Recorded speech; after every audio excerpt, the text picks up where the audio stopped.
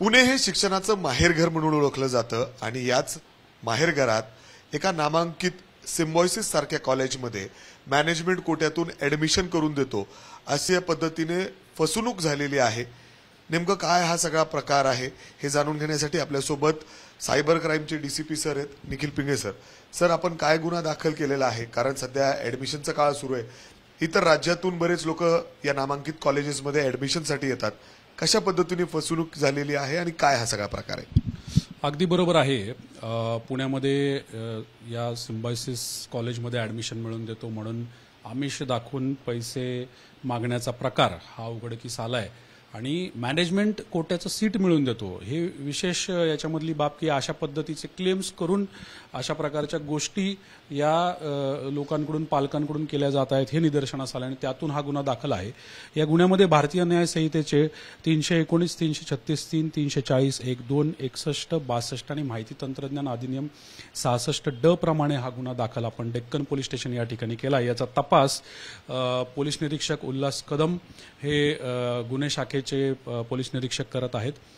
जेव्हा ही बाब उघडकीस आली त्यावेळी असं निदर्शनास आलं की यूट्यूबच्या रील्सच्या माध्यमातून अशा प्रकारचे फेक क्लेम्स हे विद्यार्थ्यांपर्यंत पालकांपर्यंत पोहोचवण्याचं काम दिव्या नामक एक व्यक्ती तिच्या पोर्टलवरनं करत होती आणि त्याचा आधार घेत ज्यावेळी त्याचा पाठपुरावा करण्यात आला त्यावेळी त्यामध्ये कॉलेजचे सुद्धा पदाधिकारी आमच्या सोबत या सगळ्या प्रक्रियेमध्ये होते।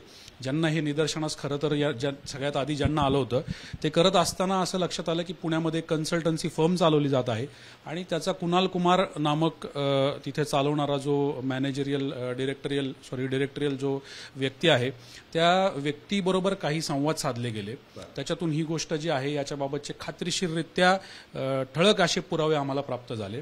याचसाठी जो दिल्लीवरनं हे सगळं कोऑर्डिनेशन करत आहे असा आकाश यादव नामक व्यक्ती सुद्धा या सगळ्यामध्ये समाविष्ट असल्याचं निदर्शनास आलंय।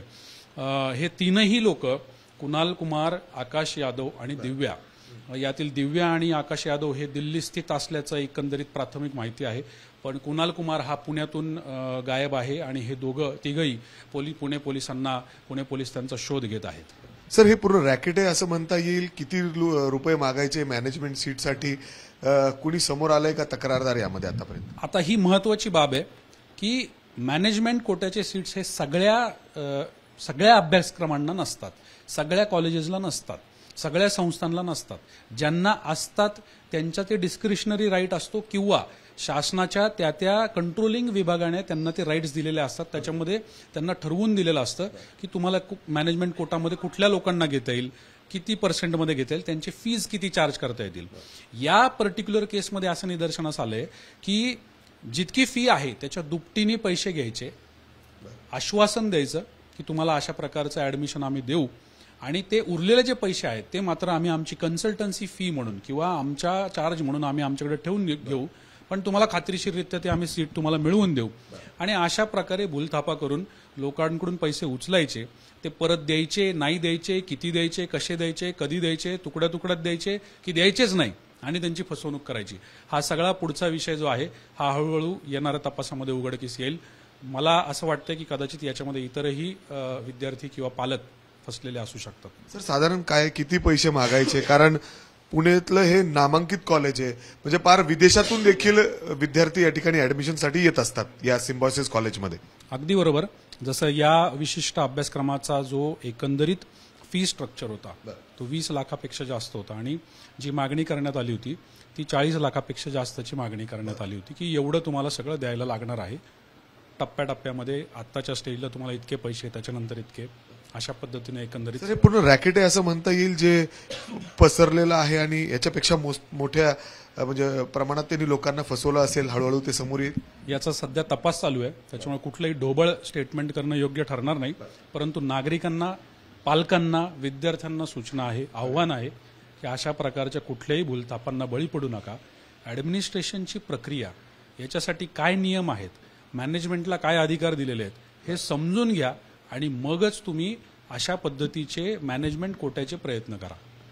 सर, शेवटचा प्रश्न विचारतो, याच्यामध्ये कुणाला आपण अटक केली आहे का? आणि सिम्बायोसिस कॉलेजला म्हणजे अर्थात त्यांच्या प्रशासनाला या संदर्भातली कल्पना आहे का? अशा पद्धतीने फसवणूक होत आहेत, त्यांनी काय असं त्यांच्या साईटवर टाकलेलं आहे का?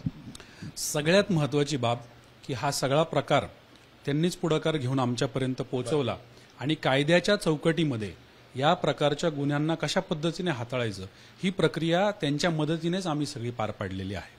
आतापर्यंत आरोपी अटक आहे सर? यामधले जे 3ही आरोपी आहेत ते सध्या फरार आहेत.